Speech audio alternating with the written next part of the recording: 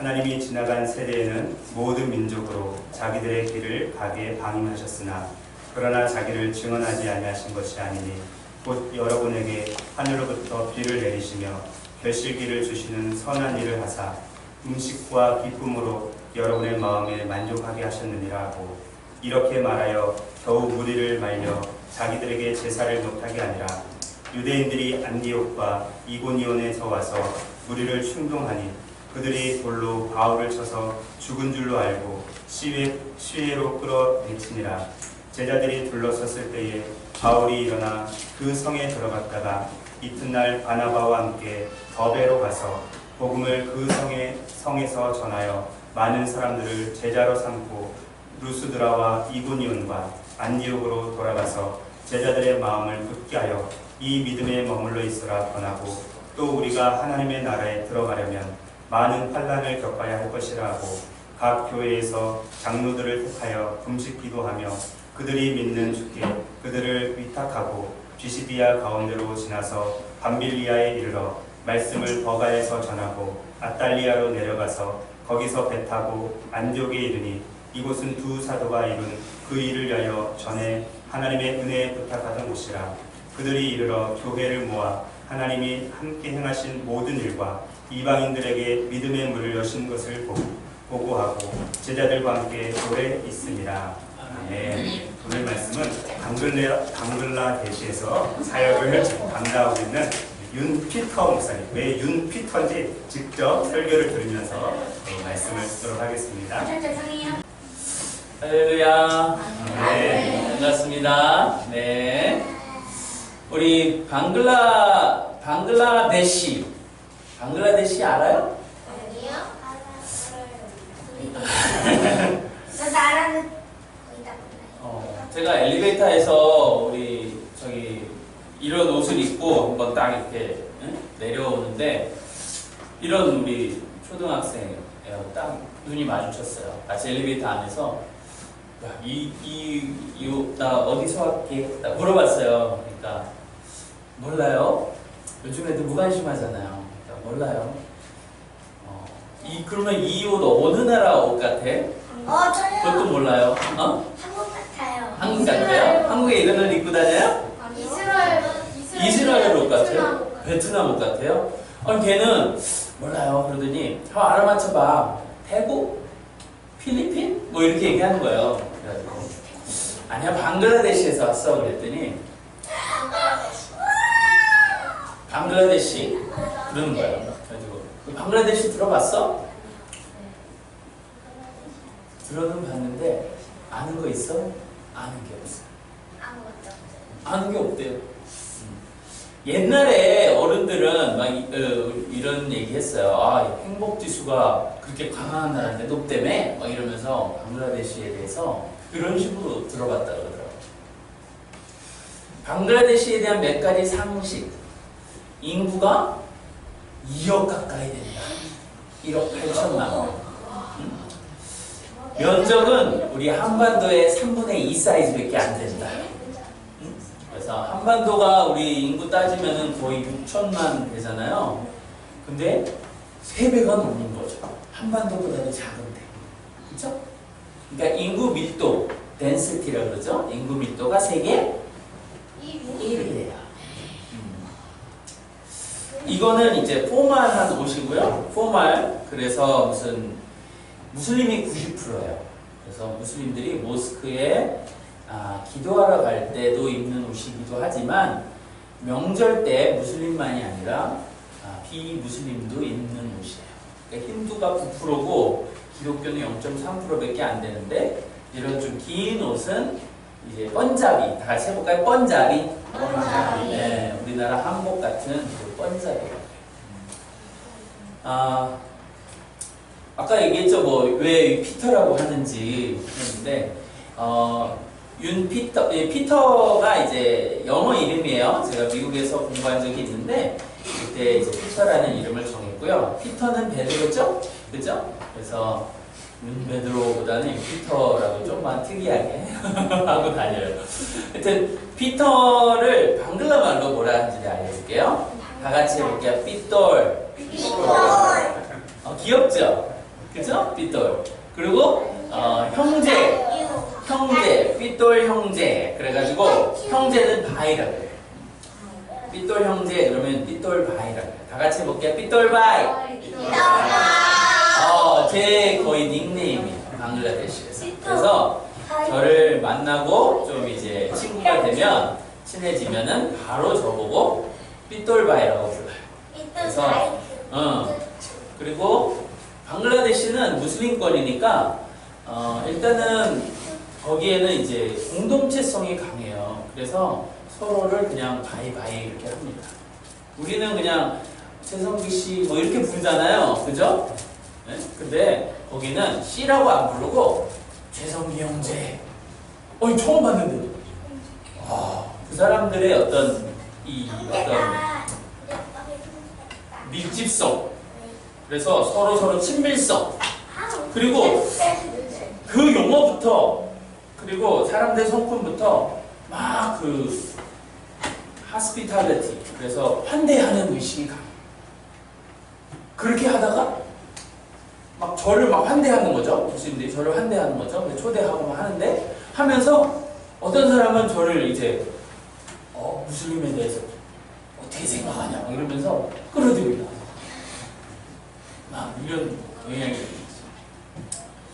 하여튼 방글라데시에 제가 7년 반 있었어요. 그래서 2012년 2월에 방글라데시에 들어가서 뭐 한국에도 한 1, 2년마다 한 번 정도 그렇게 왔다 갔다 하지만 뭐 길어봤자 한 달? 한 달 반? 이 정도씩 있었지 길게 머무른 적은 없어요. 근데 이번에 그래서 그리고 또 보시다시피 제가 이번에 사역을 셋업한 게 작년에 있어서 인파워러스 영어 센터, 리더십 센터를 시작했어요. 그래서 계속 해야겠다 하다가 이제 갑자기 제 아내가 아프는 바람에 조금 쉬었다 가야겠다 생각을 하게 됐어요. 그래서 안식년으로 이번에 잠깐 오게 됐는데요. 방글라데시에는 더운 나라예요. 여러분 더워요. 그런데 그냥 뭐 우리나라는 잠깐 지금 7월 지금 왔는데도 그렇게 안 더운 것 같아요. 그렇죠? 별로 안 덥죠? 조금 있으면 좀 진짜 더워질지 모르겠는데 그냥 덥고요. 그리고 습해요. 어디 가요? 방글라데시요. 그리고요 깨끗하지가 않아요. 그리고 사람 너무 많아요. 산이 거의 없어요. 먼지가 되게 많아요. 우리는 미세먼지가 아니라 큰 먼지예요. 흙먼지, 막 이런 먼지. 그래서 그리고 지하철이 없어요. 그래가지고 트래픽이 아주 없어요. 아주 많아요. 여러분 다카의 평균 시속이 다카가 수도예요. 다카의 평균 시속이 9km예요. 그래가지고 5년만 더 있으면 평균 시속이 6km인가 5km인가 됩니다. 걸어 다니는 거랑 똑같이 돼요. 그게 이제 그래서 지금 이제 철도를 깔고 있어요. 도시 철도를. 이제 다카에 대한 방글라데시에 대한 오리엔테이션이 끝났습니다. 여러분 근데 이제 한 가지만 더 얘기하는 거는 이제 그래서 그런지 모기가 있어요. 모기가. 모기 좋아해요? 아니요. 물려봤어요? 네. 여러분 방글라데시에서의 삶은요 모기와의 삶이에요. 모기와의 전쟁을 치러야 돼요. 저희가 방글라데시 탁 내리고 나서 좀 우습게 생각했어요. 그래가지고 모기장 없이 자자 그러면서 2월 16일 날 제가 떨어졌거든요. 방글라데시로 떨어졌는데 2월 16일이면 여기는 춥잖아요. 근데 2월 16일 날 자는데 우리 저 큰애 예빈이가 있는데 자고 일어났더니 예빈이 얼굴이 호빵맨이 됐어. 모기한테 엄청 두들겨 맞아가지고 그때 이후로 이 나라의 삶은 모기와의 삶이다. 조금만 빈틈을 보이면은 그 밤중에 파고드는 그 모기, 그렇죠? 그런 모기 중에 좀 나쁜 모기가 있어요. 다 같이 얘기하면 맹구. 맹구가 아니라 댕구. 나쁜 모기예요. 그 사람의 이 피를 먹게 하는 혈소판을 빨아먹는 모기예요. 근데 그 모기가 사람을 물 때, 또 그 면역력이 약할 때, 그때는 열병이 생겨요. 껍게 열이 생기고 그 혈소판을 쫙 빨아먹어서 지혈이 안 되게 해요. 피가 먹는 게 안 되게 해요. 그 모기를 우리 아내가 이제 첫 해에 걸리더니 이제 올해 작년이죠. 작년에 또 걸렸어요. 그래서 몸이 좀 허약해지고 이제 그래서 방글라데시 만약에 방문하실 때는 그러니까 모기 뿌리는 거 하고 그리고 밤에 잘 때는 모기장을 좀 치고 자는 게 좋죠. 요즘 근데 좋은 호텔은요 그 처리를 잘 해요. 그래서 좋은 호텔이나 좋은 데 묵으시면은 좀 낫습니다. 제가 아주 뜨거운 어떤 소명감을 가지고 방글라데시에 들어갔어요. 처음 방글라데시에 들어갈 때 소명은요 이런 거죠. 왜 방글라데시냐라고 처음에 물으세요. 모르는 나라, 그죠? 덥고 습한 나라. 제가 이제 예수님이 전해지지 않은 나라에 가고자 하는 어떤 소명감을 갖게 됐어요. 선교적인 마음을. 근데 어느 나라로 갈까 고민을 하다가 영적으로 그런 어떤 가난한 무슬림 지역에 가고 싶다라는 어떤 그런 마음이 들었어요. 거기에다가 영적으로 가난한 것만이 아니라 육적으로도 가난한 나라에 대한 마음이 끌리는 거예요. 근데 하루는 이제 텔레비 다큐멘터리가 탁 상영이 되는데 방글라데시의 그 사이클론 이 태풍 같은 거 피해로 인해서 다 휩쓸려 내려가는 거예요. 근데 그거 알고 보니까 거기가 무슬림이 90%고 막 그런 게 제 안에 그 2007년도에 12년 됐죠. 그때 딱 보고 그때 제가 목사 안수도 받고 막 그럴 때인데 이 나라인가 보다 그러면서 기도를 하는데 하나님이 가슴에 마음을 팍 주시는 거예요. 그래가지고 가보지도 않고 이 나라로 그냥 정했어요. 그리고 방글라데시를 가려고 하는데 뭐가 아는 게 없는 거야. 준비가 안 된 거야. 그래서 이 가난한 나라 그리고 영적으로도 가난한 나라에 선교를 하려면 어떻게 해야 되나 이런 거를 좀 배워서 가야겠다 싶어서 제가 미국에 잠깐 공부하러 갔다 오겠습니다 하면서 미국에 간 거예요. 그래서 거기서 전인선교 석사과정을 했는데 그게 빨리 끝났어요. 1년 안에. 그래서 내가 한 3년 정도 하고 온다 그랬는데 2년 동안 뭐예요. 그래가지고 제가 보니까 무슬림 선교 부분에서 더 집중해서 공부할 수 있는 기회가 시카고라는 지역에 열린 거예요. 그래서 거기서 공부를 2년 반 정도를 더 하게 됐어요. 그리고 나서 그 논문을 안 쓰고 방글라데시로 다시 이제 방글라데시로 가야 되니까 너무 오래 미국에서 지체할 수가 없으니까 방글라데시를 가기 위해서 한국에 잠깐 왔다가 2011년 말에 한국에 왔다가 12년 2월에 방글라데시로 들어갔어요. 2011년 내가 처음 했어요. 그래요? 야, 우리 막내도 거의 방글라데시에 아주 어린 애로 들어갔었어요. 그래요? 하여튼 그래서 방글라데시에서 진짜 더운 게 뭐예요? 모기가 뭐예요? 막 뜨거운 열정을 가지고 막 사역을 하죠. 시골에 가고 어쩔 때는 그리고 제가 다카 대학에서 이제 언어도 배우고 다카 대학에서 이제 연구원 같이 해서 왜냐하면 제가 미국에서 끝나지 않은 그 박사과정 과정이 있었어요. 그래서 논문을 써야 되는 과정이 있어서 그걸 가지고 들이미니까 연구를 해야 될 필요가 있었거든요. 제가 논문을 마쳐야 되니까. 그러니까 다카 대학에서 연구원으로 받아주는 거예요. 그 학과에서 인류학과라는 그 학과에서 제가 타문화 연구 과정을 그 시카고에서 했기 때문에 엔트로폴로지 그 학과에서 받아주니까 거기에서 비자도 받고 그리고 또 연구원이라는 이름으로 마음껏 돌아다니는 거죠.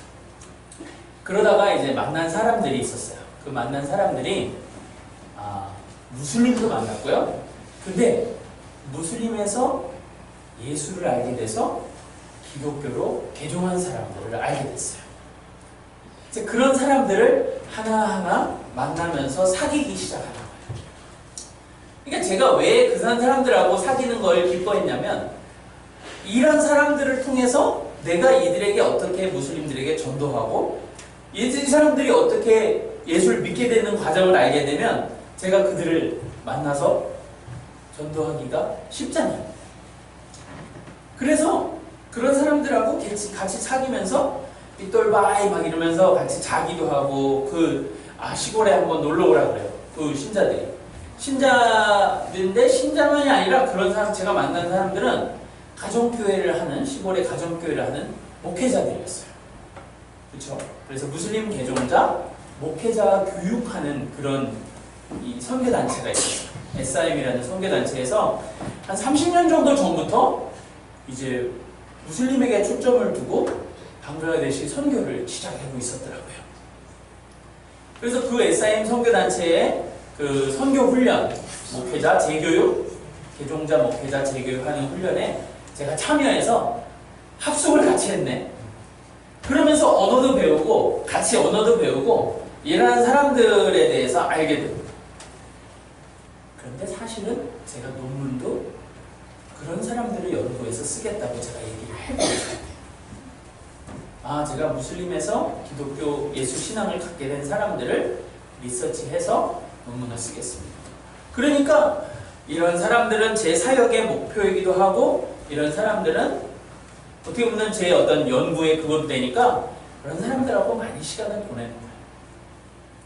그렇게 하면서 한 사람 한 사람 알게 되고 사귀게 되고 근데 신기한 거는 성경을 사도행전을 또 보게 되니까 이 사도행전이 진짜 우리가 무슬림권에 있잖아요. 근데 유대의 어떤 근본주의 종교 문화권을 복음이 뚫고 가는 그 얘기들을 기록하고 있더라고요. 근데 사실 방글라데시를 딱 비춰보면 복음이 그 이슬람 그 근본주의자도 있지만 세속적인 이슬람도 있는 그거를 뚫고 그렇게 무슬림에서 기독교로 예수를 믿게 되는 그런 사람들이 탄생하는 그리고 가정교회가 형성되고 그러면서 사람들이 더 세워져 가고 교회가 부흥하고 성장해 나가는 그런 얘기구나. 그런 것들을 알게 된 거예요. 근데 어떻게 그런 일들이 있었을까? 정말 아무도 예수를 믿지 않는 그 척박한 그 땅 아니면은 그 유대 문화적인 그 땅에 예수의 신앙이 어떻게 들어갈 수 있었을까? 그런 것들을 제가 잘 본 결과 한 가지 특이한 점, 비결을 발견했어요. 그거는요, 뭐냐면 먼저 믿은 사람, 먼저 예수님이 직접 제자들 키웠잖아요. 먼저 그 믿게 된 그 제자들이 또 제자를 삼은 거예요. 그 제자들이 또 사람을 키우는 거예요. 아니 그게 당연한 거 아니에요? 그런데 많은 사람들을 막 하지 않았더라고요. 일단은 한 사람, 두 사람, 예수님도 세 사람 이렇게 해서 아주 소수의 사람을 키웠던 거예요. 베드로, 요한, 야고보. 그리고 사도 바울 되기 전에 한 사람이 있었어요. 그 사람의 이름은 바나바라는 사람인데 바나바가 예수님을 알게 되고 변화가 되면서 하나님 나라를 경험하게 돼요. 하나님 나라의 가치와 비전을 발견하게 돼요. 그리고 결국에는 그 가치와 비전에 자신의 생명을 던지겠다 하면서 자신의 재산까지 땅까지 팔아버려요. 그러면서 자유함을 경험하게 되거든요. 자유롭게 헌신하는 거예요. 그리고 나서는 어떻게 해요? 내가 하나님의 사람을 세워줘야겠다, 키워줘야겠다라는 결단을 해요. 그러고는 아무도 그 사람을 신뢰하지 않던 사울이라는 청년에게 바울을 신뢰하고요. 바울이 됐죠, 나중에. 그 다음에 마가라고 하는 사람 같이 데리고 선교 다니기 싫어하는 아주 미성숙한 이 마가라는 사람을 데리고 다니면서 선교하면서 사람을 세우고. 근데 그 사람의 결과가 그렇게 해서 두 사람을 세웠더니 그 결과가 어떻게 됐어요? 한 사람은 유럽 전체의 복음이 전하는 영향력이 있는 사람이 됐고 성경 13권을 저술했고요. 또 한 사람은 마가복음이라는 최초의 복음서를 저술해서 지금까지도 그 복음이 흘러가죠. 그러니까 바나바가 선교한 거는요, 많이 씨를 뿌리기도 했지만 그때 당시에 유대 문화권에서 예수 신앙을 전하러 뿌리를 뿌리기도 했지만 그 딱 두 사람을 막 데리고 다니면서 멘토링하고 세워주고 임파워링하고 키워줘서 그 사도행전의 그 위대한 역사가 나타나지 않았나? 저한테는 그렇게 느껴졌어요. 그래서 딱 두 사람, 한 사람이 하나님이 저를 세우신, 방글라데시에 세우신 목사. 여러분, 방글라데시에요, 무슬림이 90% 했잖아요. 제가 전도하고요, 제가 선교하고 대놓고 무슬림에게 그렇게 개종을 시키는 활동을 하면요, 경찰한테 신고받아요. 그리고 예수를 믿게 되는 그 사람이 있잖아요. 제가 어린이 아니면 청년이라고 생각해 보세요. 무슬림 청년에게 그렇게 해가지고 얘가 개적교로 개종을 했어요. 그리고 그 여파는 어떻게 되냐면요, 그 소식은 이 대학생의 친구에게 퍼져요. 그럼 그 대학생 친구 중에는 모스크의 이맘도 있고 모스크의 수련생들도 있어요. 그러니까 이런 사람들이 다 알게 되면서 저는 신분상에 굉장히 위험해져요. 예전에 2000년 전에는 사실은 그런 것들이 가능했을 수 있어요. 그리고 감옥에 가면은 갈 수 있어요. 근데 제가 선교사로서 감옥에 갈 수 있어요. 여러분, 감옥에 갇히고 그래서 그런 사람도 있습니다. 근데 감옥에 갇힌 걸로 끝나는 게 아니라요, 그 나라를 계속 못 들어가요. 감옥에 가는 게, 그리고 요즘은 인권이 이런 게 있어서 대한민국 시민을 함부로 방글라데시 감옥에 못 넣습니다. 외교적인 문제가 있어서. 잠깐 구류는 해줄 수 있죠. 네? 경찰서에 구치를 할 수는 있지만 다시 그 나라로 그냥 보내는 거예요. 그러니까 제가 방글라데시에서 어떻게 선교를 하면 좋을까라도 계속 고민을 해야 되는 거예요. 제가 어떻게 무슬림을 그대로 바로 다이렉트하게 선교할 수 있어요. 근데요, 제가 아까 얘기했잖아요. 무슬림에서 개종한 목회자들, 신자들 있다고 했잖아요. 이런 사람들하고 사귀게 되면서 이 사람들을 세워야겠다. 바나바적인 필링이 온 거예요. 바울과 마가를 세워야겠다라는 생각이 있는 거예요. 현지인 바울과 마가를 세우면서 이 사람들을 통해서 복음이 계속 확산되어 가는 거죠. 바나바가 바울에게 한 번 붙잡아서 신뢰를 해주고 데리고 다녔더니, 한 번 붙잡아서 정말 믿어주고 끝까지 참아줬더니, 이 사람이 5년, 10년이 지나니까 지도자 제목이었네. 이 땅을 바꿀 사람이었네. 제가 이 꿈을 꾸게 되는 거예요. 방글라데시의 그 임파워링 선교에 대한 비전들을 보게 된 거죠. 제가 그렇게 해서 거의 지금 7년 반 동안 그렇게 사역을 해왔어요. 그래서 2명을 택하고 다카에, 제 센터에 2명의 어떤 스택해서 그렇게 하고, 지방에도 2명의 목회자, 여러분 바울과 마가 같은 그런 목회자를 이제 저하고 이제 연결이 된 거죠. 만나고 교제하고. 그래서 그런 사람들을 세우는, 그리고 패러다임이 딱 이게 이제 사도행전을 통해서 7가지 이 단계들을 발견하게 됐는데, 바나바와 같이 사람을 세우는, 예수님과 같이 사람을 세우는 7가지 단계들을 발견하게 됐는데, 심플하게 얘기하면 2단계예요. 먼저 스스로 먼저 서자. 바나바가 스스로 진짜 하나님 나라 비전을 발견하고 자유하게 됐잖아요. 스스로 먼저 서는 과정이 있어야지 사람을 세울 수 있습니다. 그래서 임의 과정이 필요해요. 임은 가능하게 하다라는 영어예요. 임, 파워의 임은 영어로 스스로 서는 가능하게 하다. 그 다음에 마음의 결단을 해서 내가 2명을 세워야겠다. 2명에게 도움을 줘야겠다. 친구, 동생, 그렇죠? 그래서 결단을 한 다음에 그 2명에게 힘을 실어주는 파워의 과정이 있어요. 그게 모션이에요. 제가 이 리더십 과정을 개발해가지고요, 방글라데시에 대학생들, 다카 대학생, 또 놀사우스라고 우리나라의 연세대 같은 대학교가 있거든요. 거기에 있는 그 대학생들에게 리더십 코스를 만들어가지고 걔네들에게 리더십을 가르쳤어요. 제가 바나바 역할을 하고 그런데 너희들도 다 같이 스스로 서야 된다. 임의 과정을 거쳐야 되고, 그리고 2명, 너보다 어린 주니어들을 2명을 택해서 걔네들에게 힘을 실어주고 격려해줄 기회를 줘라. 파워. 다 같이 따라해볼게요. 하나님이 두 손을 주신 목적은 2명에게 파워를 주라는 목적이에요. 그렇게 생각해요, 저는. 다 같이 해볼게요. 임!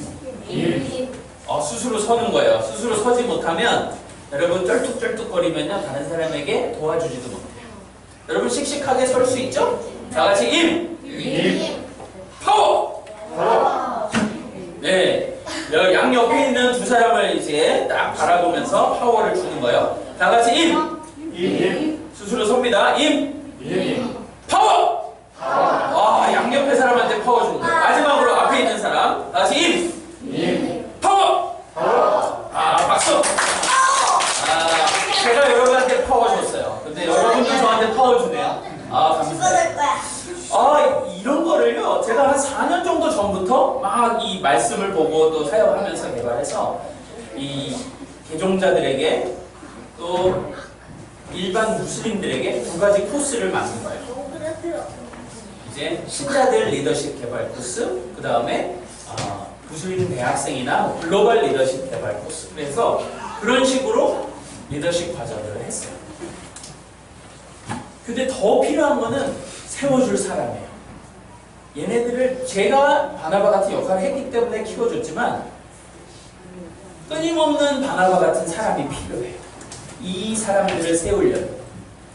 그래서 저는 한국이든 미국이든 바나바들을 세워야 될 필요성을 느끼게 됐어요. 요즘 시대는 뭐 단기로 갈 수도 있고, 그리고 인터넷이나 이런 걸 통해서도 사람을 세울 수 있잖아요. 도움을 줄 수 있잖아요. 이제 그런 건데, 제가 막 이렇게 리파워의 비전들을 가지고 막 열심히 7년 반을 사역하면서 한 가지 드는 생각이 있었어요. 왜냐면 방글라데시가 덥고 습하다 그랬죠? 땀 찔찔 흘리면서 또 아프기도 하고 그러면서 힘이 빠지는 거예요. 막 열정적으로 막 사역을 하다가 나중에 힘이 좀 빠져요. 한번 16절 말씀을 한번 읽어볼게요. 16절 말씀 시작. 하나님이 지나간 세대에는 모든 민족으로 자기 일들을 가게 방임하셨으나. 여러분 여기에서 방임 다시 해볼게요. 방임 무슨 뜻일까요? 방임은요 내버려두는 거예요. 관심 가져주지 않는 거예요. 근데 선교사가 이제 가질 수 있는 2가지 영적 침체, 또 하나 이 하나님에 대한 원망이 들 때는 저는 그래요. 2가지 이유라고 생각해요. 첫 번째는 선교사 자체에 대한 하나님의 무관심이 있는 건 아닌가. 우리 가정에게 왜 어려움이 있습니까? 왜 아픕니까? 자녀가 아프고 우리 어른들이 아프고 또 선교지에서는 왜 핍박이 일어나고 왜 우리는 쫓겨나고 왜 우리는 그 수모를 당해야 되고, 선교사 자체에 대한 하나님이 관심 가져주지 않는 거에 대한 이 방임, 그 원망. 하나님 우리한테는 왜 이런 고난이 있어요? 한 번은 제가 다카대학에 아주 사람들 많이 하는 2층 버스가 있는데, 그것도 영국에서 쓰러져 가는 버스 수입해 와가지고 그 버스가 안 왔어요. 다카대학에 제가 학교 버스 타고 다니는데 안 와가지고 한 번은 버스 타려고 그러는데 안 와가지고 결국에는 어떤 차가 제 앞에 딱 쓰는 거예요. 그러고는 너 어디 가냐? 가지고 다카대학 가는 거야. 자기도 그 방향이라고 타라고. 가끔 카풀로 해서 제가 가고 그랬거든요. 근데 그 차가 나중에 알고 보니까 저를 탁 붙잡고, 그래서 위협을 하는 거예요. 있는 거 다 내놔 하면서. 강도 차량이었죠. 그래서 다 털리고 그런 여러분 총도 가지고 있더라고요. 총하고 총알을 가지고 있어요. 그래서 방글라데시 총기 자유는 없는데 그런 이제 전문 터리범입니다. 왜 나한테 그런 일이 있나 그런 것들에 대한 생각이 왜 아내는 댕구에 걸려서 아프나 그런 선교사 자체에 대한 하나님 우리를 잘 지켜보고 계시는 거예요? 정말 저를 보내신 거 맞아요? 막 이런 어떤 궁금한 방임하시는 거 아니에요? 근데요 여러분 또 하나 제가 느껴지는 그 하나님 그 방임 그거에 대한 느낌은 7년 반을 제가 땀 흘리면서 사역했잖아요. 근데 가시적으로 눈에 보이는 저를 통해서 예수를 만약에 믿게 된다든지 그런 어떤 사람들이 적다든지 또 하나가 뭐냐면 기독교가 0.3%예요. 무슬림이 90%고 7년 반이 넘었는데 그 퍼센테이지가 바뀌지가 않아요. 하나님 진짜 이 나라에서 사역하시는 거 맞아요? 하나님 역사하시는 거 맞아요? 우리 개척교회 목사님 똑같은 그런 고민들을 하시는 거죠. 하나님 정말 여기서 우리를 부르신 거 맞아요? 우리 여기서 역사하시는 거 맞아요? 그런 고민들이 사실 저한테 똑같이 드는 거죠. 선교사에 대한 고민, 선교지에 대한 고민. 하나님 방임하시는 거 아닙니까? 제가 사실은 이번에 안식년 나올 때 이런 고민이 있었어요. 하나님 이거 좀 해결해 주세요. 이번에 안식년 동안 하나님 뭔가 좀 뚫어주세요. 그리고 건강도 좀 회복시켜 주세요. 우리 가정. 그리고 그런 거 있잖아요. 나오면서 힐링 캠프라고 우리 방글라데시 선교사를 위해서 힐링 캠프를 태국에서 열어주셨어요. 어떤 한 서울의 드림교회가 선교지에 라오스, 캄보디아 뭐 이런 데 이제 돌아다니면서 선교사들 힐링 캠프 수련회를 열어줘요. 근데 방글라데시에 와서 열어주려고 그랬는데 방글라데시는 쉴 곳이 별로 없으니까 우리는 태국이 천국입니다. 그렇게 얘기해가지고 태국에서 힐링 캠프를 열어줬는데 거기서 말씀도 주시고 먹을 것도 주시고 신앙적으로 기도할 수 있는 하나님 바라볼 수 있는 그런 시간도 마련해줬어요. 그러면서 저는 그거에 대해서 질문했죠. 하나님 왜 방임하세요? 여러분 그 땅콩 박사라는 조지 워싱턴 카버라는 사람이 있어요. 근데 그 사람이 이제 기독교 신앙인이면서 미국의 땅콩 그 분야의 아버지고 권위자예요. 하루는 땅콩 연구를 하는데 너무 답답해서 안 풀리는 거예요. 하나님에 대한 원망이 났어요. 그래서 질문을 하나님 왜 우주를 만드셨습니까? 그러니까 하나님의 음성이 들리시는 거예요. 네가 질문할 그 질문의 분량이 아니다. 그럼 하나님 왜 사람을 만드셨습니까? 그 질문도 너무 크다. 하나님 그러면 왜 땅콩을 만드셨습니까? 그냥 먹으라고. 먹으라고. 그러니까 하나님이 가라, 연구실로 가라. 땅콩의 신비를 알려주겠다. 이렇게 하는 거야. 그래가지고 그때부터 땅콩을 더 깊이 연구하면서 땅콩으로 인한 치유법, 치료법, 땅콩으로 인한 소생법, 건강법, 면역법, 막 이런 것들, 수많은 것들을 발견하게 된 거예요. 그래서 땅콩 박사, 땅콩의 아버지라고 불려요. 저도 똑같은 질문을 하는 거예요. 하나님 왜 방글라데시입니까? 왜 이 나라는 계속 이 모양 이 꼴입니까? 그리고 왜 저희는 정말 보내신 겁니까? 어떻게 해야 하고요? 하나님 1년 동안 답을 주세요. 그러면서 그때 기도 워킹으로 거니는데 하나님이 딱 얘기하신다. 너가 욕심이 생겼구나 라고 얘기하시는 거예요. 욕심. 뭐 제가 욕심이라뇨. 너가 너무 큰 거를 기대한다. 큰 거를. 4년, 5년 전에 내가 너에게 알려주지 않았냐. 딱 2사람만 세워라. 아, 그게 욕심이었구나 라는 거를 좀 알게 됐어요. 아, 하나님이 나에게 방글라데시 보내시면서 이 바나바의 비전들을 보여주시고 7가지 과정을 통해 사람을 세우는 것을 알게 하셨는데, 내가 다시 뭔가를 큰 거를 이루려고 하는 어떤 이상한 욕심이 생겼구나라는 그런 마음이 든 거예요. 아, 지금 내가 세우는 다카의 2사람, 그리고 지방의 2사람, 이렇게 세우면서 하나님이 이 사람들 통해서 역사하실 거를 꿈꾸게 하셨어요. 그리고 계속 지금 제가 영어센터에서 하는 것들 통해서 사람을 세워갑니다. 제가 지금 이제 파워포인트를 통해서 제가 사진 몇 개 보여드리고 이제 말씀을 이제 내주려고 해요.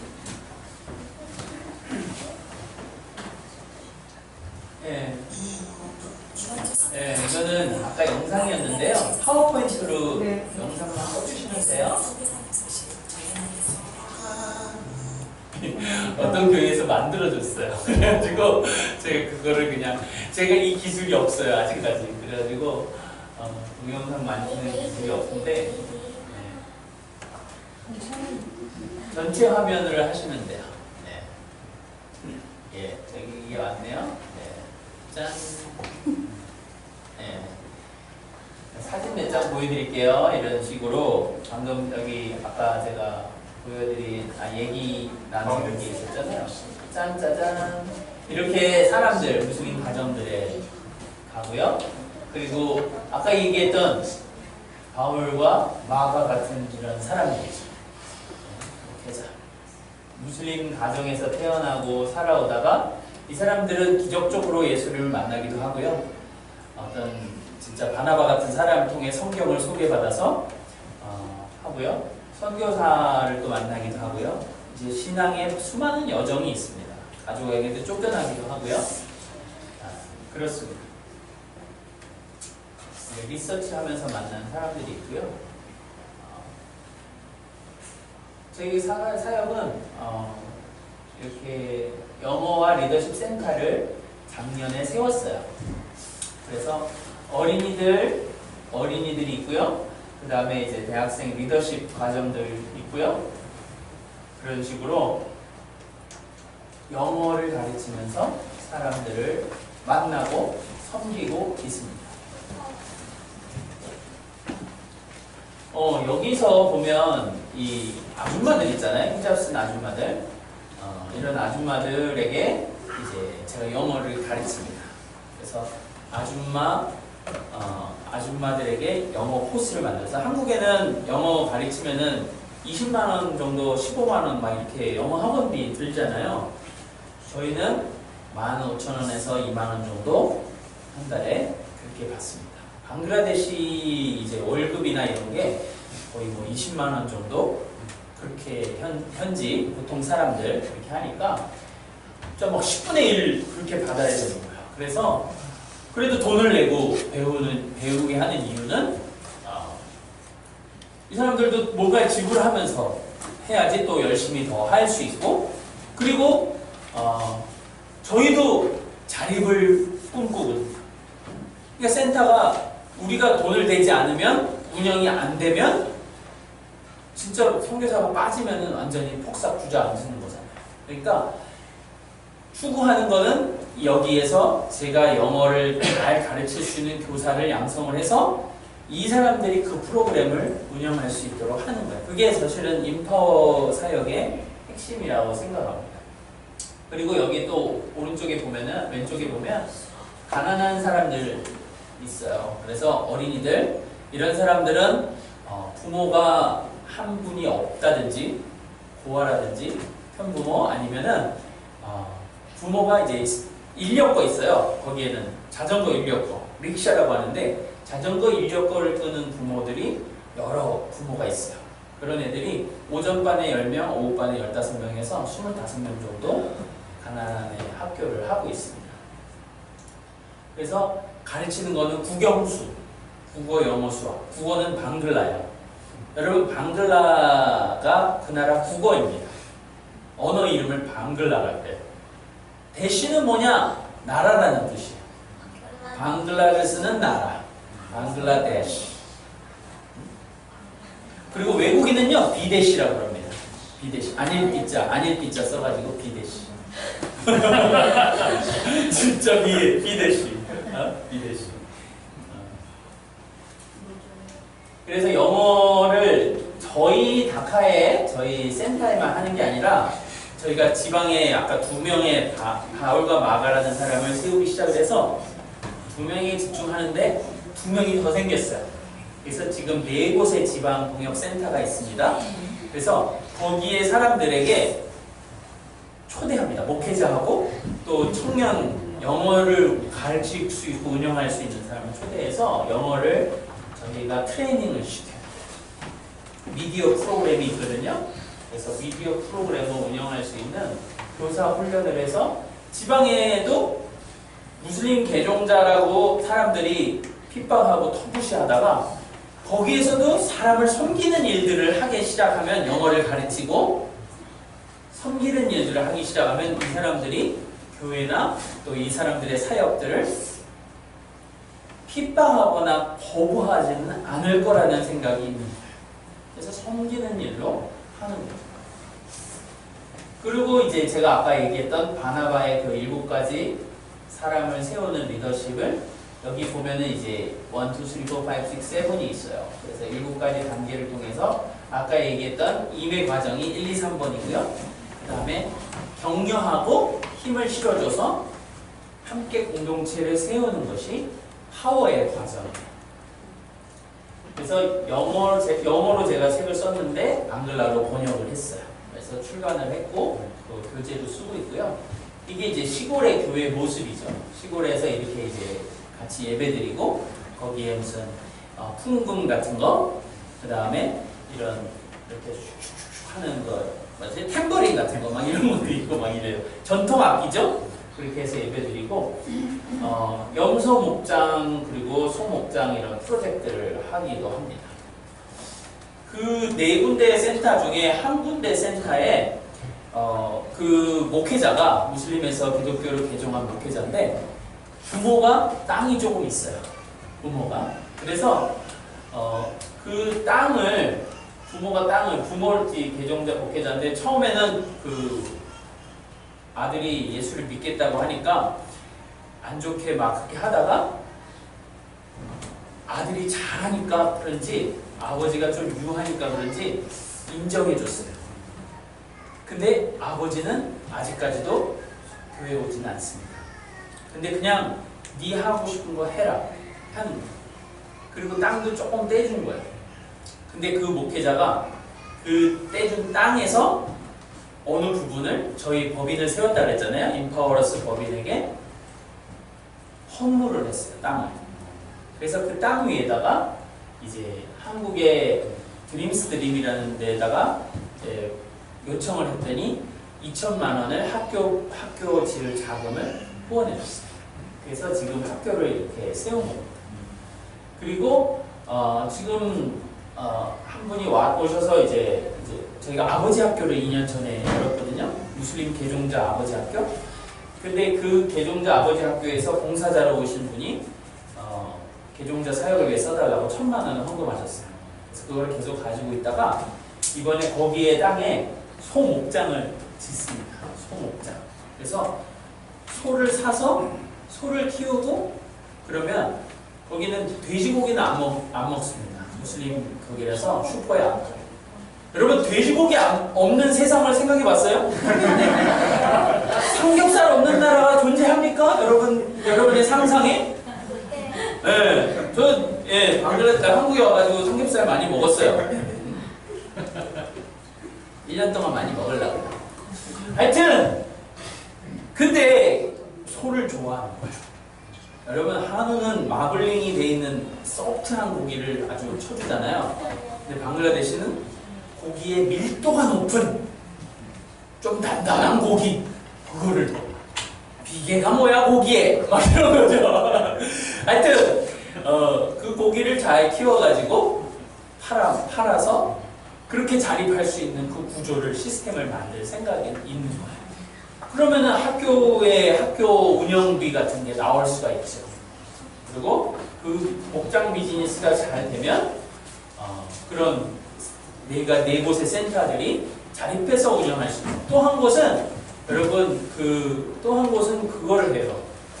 뿌꿀이 뭐냐면은 연못 해서 오리를 키우고 그 다음에 오리의 응가를 물고기가 좋아한대요. 여러분 물고기들이 이제 응가 좋아해요. 오리의 응가. 그래서 상생하는. 그래서 방글라데시에 이제 그렇게 해서 그 한 목회자는 그런 프로젝트를 하는 거죠. 그렇게 할 수 있도록 저희가 자리를 마련을 해주고 왔고요. 이제 1년 후에 이제 여기에서 수익이 날 수 있도록 하는 거죠.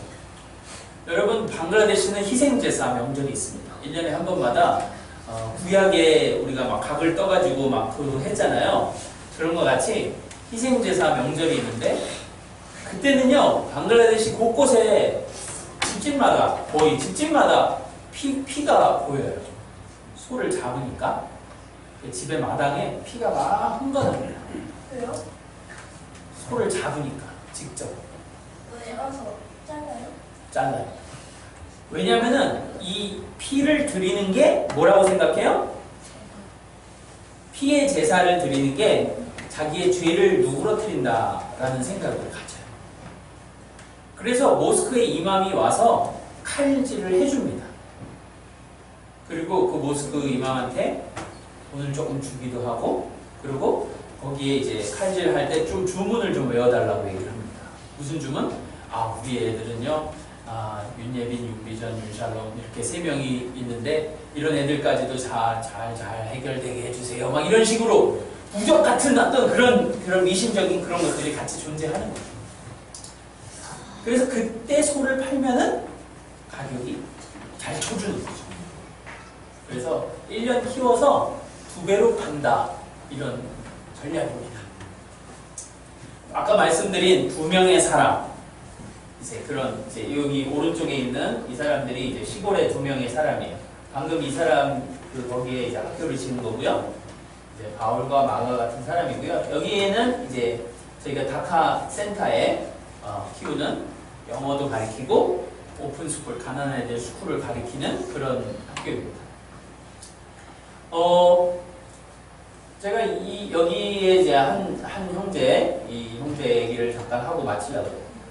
이 형제는 이제 무슬림 개종자예요. 무슬림에서 예수님의 신앙을 갖게 돼서 했는데, 한 번은 와가지고 저한테 수소문을 어떻게 알고 저한테 찾아왔어요. 자기가 선교 단체에서 활동을 한 적이 있습니다. 제가 사역 그런 일, 전도 일들을 하면서 좀 후원을 받으면서 한 적이 있는데, 필돌바이 당신이 무슬림 개종자들을 그렇게 같이 무슬림 사역을 한다고 들었습니다. 저를 좀 써주십시오. 그렇게 해서 왔어요. 그래가지고 그래? 그러면 나는 일단은 그 어떤 고용인으로서의 관계를 처음부터 시작하고 싶지 않다. 그냥 같이 나랑 같이 교제하자. 그리고 필요한 것들 같이 사용하자 하면서 하니까 그렇게 하겠대요. 그러고서는 그렇게 해서 작년 6월에 저랑 같이 관계가 시작이 됐습니다.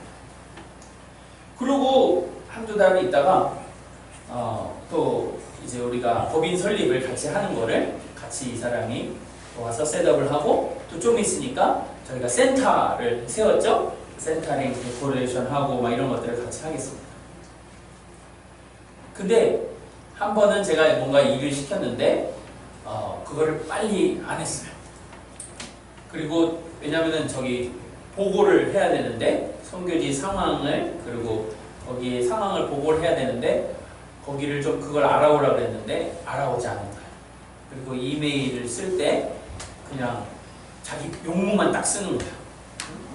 뭐 호칭이나 굿모닝이나 뭐 이런 것들도 안 쓰고 그런 부분을 제가 가르쳤거든요.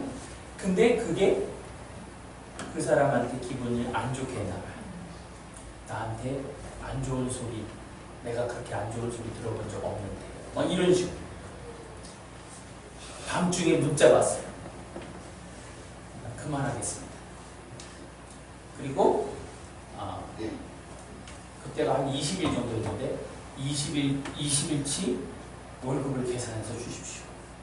처음에 할 때는 그런 거 아무런 생각도 없으면서 그렇게 했는데 6개월 정도 지나니까 얘가 그런 식으로 삐졌다고 나가겠다고 그렇게 합니다. 그래가지고 제가 그 다음날 같이 앉아서 같이 이제 말씀 묵상하고 기도하고 그러면서 얘기를 했어요. 오늘 하루 동안 한번 같이 기도해보자. 그리고 내가 너의 마음을 상하게 할 정도로 말을 했다면 내가 그런 부분에서는 사과한다. 사과를 받겠어요. 그러고 나서 저녁에 되니까 뭐라 그래요? 계속 같이 있고 싶대요. 그게 작년 한 10월 그 작년이에요. 그러고 나서 한 몇 달 전이에요. 이거는 이제 몇 달 전이에요. 몇 달 전에 한 번은 우리가 센터에 영어를 가르치고 있잖아요. 영어를 가르치는데 영어 금요일 날은 휴일이라서 사람이 많거든요. 근데 금요일 날 갑자기 가방을 싸고 어디 나가야 돼요. 저기 우편물을 찾아야 된다고 한참 사람이 많고 왔다 갔다 하는 우편물 찾아야 된다. 좀 이따가 더 늦게 가면은 거기에 줄을 많이 서야 돼가지고 우편물 찾는 게 힘들어진다. 근데 여기는 지금 이 사람이 수업료도 받아야 되고 할 일이 많아. 이따가 가라. 그리고 여기 나랑 같이 앉아서 얘기하자. 그런데 안 앉는 거야. 나랑 같이 얘기를 안 하겠다. 그리고 이렇게 뒤를 돌아면서 막 딴짓을 하고. 가슴이 이제 화가 오르는 거죠, 저는. 근데 내비뒀어요. 다음날 얘기하자. 그러면서 다음날 와서 얘기했는데 똑같이 얘기했어요. 내가 그런 부분에서 너의 마음을 상하게 했냐? 그런 거는 내가 미안한데 내가 그런 얘기도 못할 사이냐? 이제 서로 그 얘기하니까 얘가 또 오늘 저녁까지 내가 시간을 주겠다. 같이 기도해볼 결정이다. 그러니까 저녁에 뭐라 그랬게요? 같이 이제 하게 됐어요. 그리고 이제 결국에는 또 같이 하게 됐어요. 그리고는 이제 저희가 안식년을 결정을 하고 6월 이제 중순에 얘기를 했습니다. 1년 동안 저희들이 열심히 내가 없는 사이에 하기로 약속을 하면서 서약서를 쓰고 그랬어요. 올 때까지 있겠다. 근데 여러분 6월 15일 날, 14일 날 왔는데 6월 25일 날 6.25가 터진 거예요. 다시 문자가 왔어요. 제가 이번 달까지만 하고 그만하겠습니다. 그리고 이유는 뭐냐면 더 좋은 기회가 왔습니다.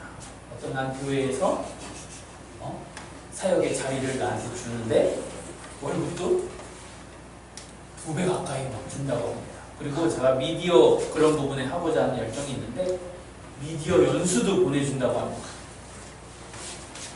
막 그렇게 해서 되게 자기는 새로운 거를 발견한 것 같이 확신에 찬 모습으로 그렇게 얘기하는 거예요. 그래가지고 내가 이걸 보고 참 이 약속을 지키는 것 참 자체가 쉽지가 않다. 이렇게 가난한 문화권에 사는 사람들은 좋은 기회가 되면은 가리하고 애를 쓰는구나. 그렇게 다 약속하고 신신당부를 하고 왔는데 그리고 1년을 그렇게 해서 키웠는데 그래가지고 헤어질 때 잘 헤어지겠다 하면서 그러면 제가 1년치 1년이 아니라 한 달 이번 달 이제 6월 말 사례를 두고 곱하기 2를 해서 한 달치 그거를 퇴직금으로 해가지고 줄게. 뭘 하든 축복한다. Bless you. 했는데 Thank you 그러더라고. 땡큐. 근데 다음날에 문자 왔어요. 달라진 옷을. 그렇게 다 얘기된 게 완전히 다 얘기된 게 아니었나 봐요. 어떡하죠? 1년 있다가 나를 받아준대요. 그래가지고 저보고 어떻게 안 되겠냐고 그런 거예요. 자기가 말한 얘기였습니다. 하여튼 저 어떻게 하겠어요? 다시 받아주고 했습니다. 방글라데시가 뭐 여러분 어디든 다 그런 문화권이 있죠. 근데 사람을 세우는 과정이 저희가 마음을 결단한다고 사실은 다 되지 않는 것 같아요. 그러니까 사람을 세우는 그 무슬림 배종자에 대한 어떤 열정이 있고 이 사람들이 다 저를 잘 따라주고 그리고 이 사람들이 저를 잘 존중해주고 다 그래서 하는 건 아닌 것 같아요. 계속 얼러주고 세워주고 그렇게 하는 과정 가운데 하나님 나라가 확장되어 갈 때 있습니다.